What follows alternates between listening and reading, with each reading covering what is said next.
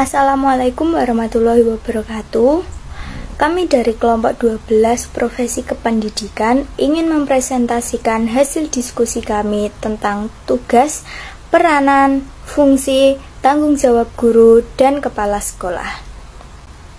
Sebelum itu, izinkan kelompok kami memperkenalkan diri terlebih dahulu.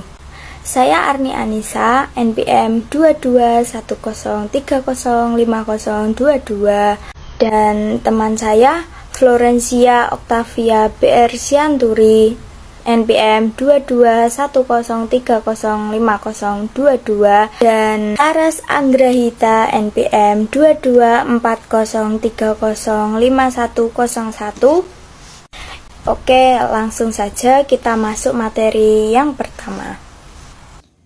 Untuk materi yang pertama yaitu disiplin guru. Menurut tim MKDK IKIP Semarang, PP nomor 30 tahun 1980 dan diubah dalam PP nomor 53 tahun 2010 mengatur tentang disiplin PNS. Peraturan disiplin pegawai adalah peraturan yang mengatur kewajiban, larangan, dan sanksi apabila kewajiban tidak ditaati dan larangan dilanggar.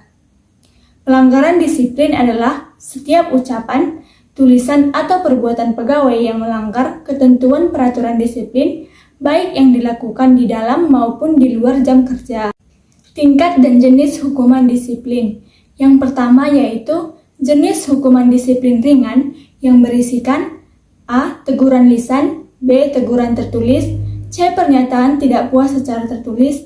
Yang kedua yaitu jenis hukuman disiplin sedang yang berisikan A. Penundaan kenaikan gaji berkala untuk paling lama 1 tahun, B. Penurunan gaji sebesar 2 kali kenaikan gaji berkala untuk paling lama 1 tahun, C. Penundaan kenaikan pangkat paling lama 1 tahun. Yang ketiga yaitu jenis hukuman disiplin berat yang berisikan A. Penurunan pangkat setingkat lebih rendah selama 3 tahun, B. Pemindahan dalam rangka penurunan jabatan setingkat lebih rendah, C. Pemberhentian tidak dengan hormat. Adapun pejabat yang diberi wewenang menghukum yaitu Presiden bagi PNS, Menteri untuk semua jenis hukuman kecuali yang sudah menjadi wewenang Presiden, dan Menteri dapat mendelegasikan wewenang kepada pejabat lain. Menurut UU GD pasal 77 ayat 1 dan 2 dijelaskan bahwa ayat 1, guru yang diangkat oleh pemerintah atau pemerintah daerah yang tidak menjalankan kewajiban sebagaimana dimaksud dalam pasal 20 dikenai sanksi. Ayat 2, sanksi berupa teguran, peringatan tertulis, penundaan pemberian hak guru, penurunan pangkat, pemberhentian dengan hormat, dan pemberhentian tidak dengan hormat. Materi selanjutnya yaitu DP3 atau sasaran kinerja. Menurut PP nomor 10 tahun 1979 dalam Sotjipto, DP3 adalah suatu daftar yang memuat hasil penilaian pelaksanaan pekerjaan seorang pegawai atau PNS dalam jangka waktu 1 tahun yang dibuat oleh pejabat penilai.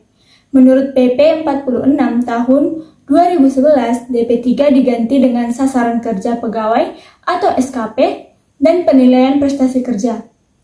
Tujuan DP3 adalah untuk memperoleh bahan-bahan pertimbangan yang objektif dalam pembinaan pegawai atau PNS berdasarkan sistem karir dan sistem prestasi kerja.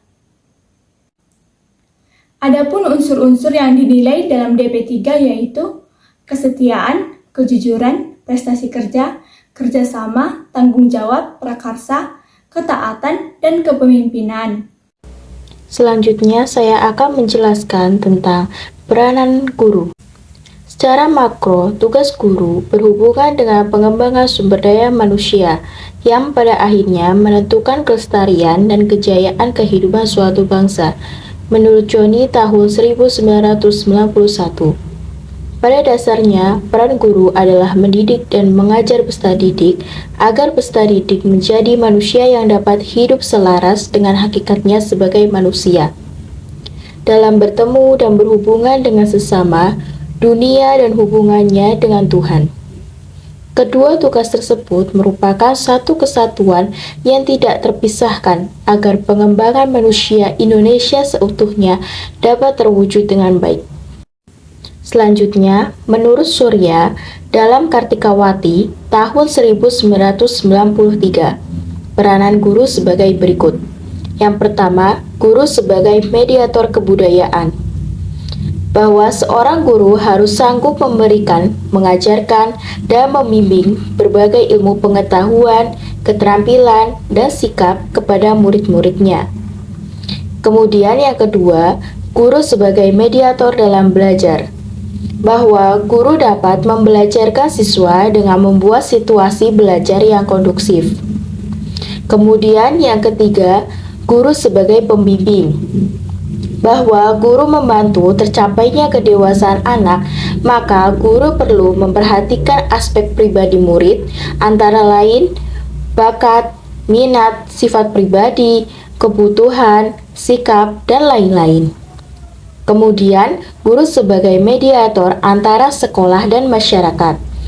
Dalam hal ini, guru mempunyai tanggung jawab dalam kelancaran hubungan antara sekolah dan masyarakat. Kemudian, peranan guru selanjutnya yaitu guru sebagai penegak disiplin. Guru harus menegakkan disiplin baik di dalam kelas maupun di luar kelas. Guru harus menjadi tauladan bagi terlaksananya suatu disiplin.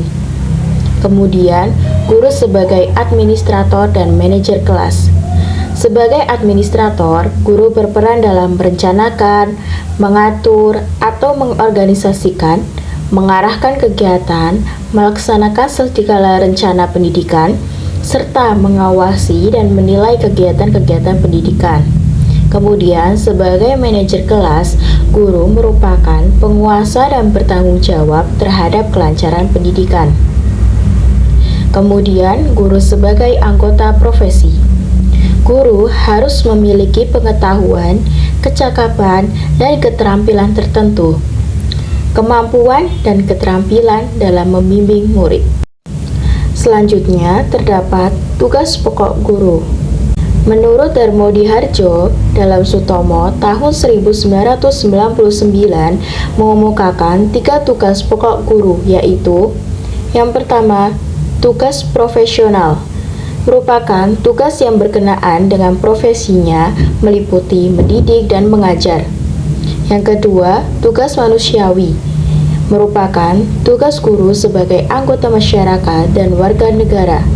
Guru bertugas untuk mewujudkan dirinya. Yang ketiga, tugas kemasyarakatan, merupakan tugas guru sebagai anggota masyarakat dan warga negara. Selanjutnya, terdapat tugas pokok guru menurut Undang-Undang Nomor 14 Tahun 2015. Yang pertama, merencanakan pembelajaran atau pembimbingan. Yang kedua, melaksanakan pembelajaran atau pembimbingan. Yang ketiga, menilai hasil pembelajaran atau pembimbingan. Yang keempat, membimbing peserta didik. Yang kelima, melatih peserta didik. Yang keenam, melaksanakan tugas tambahan yang melekat pada pelaksanaan kegiatan pokok sesuai dengan beban kerja guru. Selanjutnya kita masuk ke materi fungsi guru. Fungsi guru sendiri terdiri dari 3, yaitu sebagai agen pembelajaran, tenaga profesional, dan tenaga kemanusiaan. Yang pertama, sebagai agen pembelajaran. Guru merencanakan pembelajaran atau pembimbingan untuk meningkatkan kualitas pendidikan nasional. Yang kedua, sebagai tenaga profesional. Guru meneruskan ilmu atau keterampilan atau pengalaman yang dimilikinya atau dipelajarinya kepada peserta didiknya. Yang ketiga, sebagai tenaga kemanusiaan. Guru berusaha mengembangkan atau membina segala potensi, bakat, atau pembawaan yang ada pada diri siswa, serta membentuk wajah ilahi dalam dirinya. Selanjutnya, ada tugas kepala sekolah. Sesuai dengan Kemendikbud nomor 0489 Undang tahun 1992 dan Kemendikbud nomor 054 Undang 1993 menyebutkan bahwa seorang kepala sekolah mempunyai beberapa tugas, yaitu yang pertama, menyelenggarakan kegiatan pendidikan, kedua, membina kesiswaan, ketiga, melaksanakan bimbingan dan penilaian bagi guru dan tenaga kependidikan lainnya, yang keempat, menyelenggarakan administrasi sekolah, yang kelima, merencanakan pengembangan, pendayagunaan, dan pemeliharaan sarana prasarana. Yang keenam, melaksanakan hubungan sekolah dengan lingkungan, orang tua, dan masyarakat. Selain itu, kepala sekolah juga mempunyai tugas di bidang manajer, yaitu yang pertama, bekerja dengan dan melalui orang lain. Yang kedua, bertanggung jawab dan mempertanggungjawabkan keberhasilan dan kegagalan bawahan merupakan cerminan langsung keberhasilan atau kegagalan kepala sekolah. Yang ketiga, menghadapi berbagai persoalan dengan segala keterbatasan. Yang keempat, memecahkan persoalan melalui suatu analisis, kemudian menyelesaikan persoalan dengan solusi yang feasibel. Yang kelima, kepala sekolah sebagai juru penengah apabila ada perselisihan. Yang keenam, kepala sekolah sebagai politisi yang berusaha meningkatkan, mengembangkan program dan organisasi. Yang ketujuh, kepala sekolah merupakan seorang diplomat yang mewakili sekolah dalam pertemuan resmi. Yang terakhir, kepala sekolah sebagai pengambil keputusan yang diharapkan dapat menyelesaikan persoalan yang sulit. Sekian yang dapat kami paparkan. Mohon maaf bila ada kesalahan kata. Terima kasih sudah menyimak. Wassalamualaikum warahmatullahi wabarakatuh.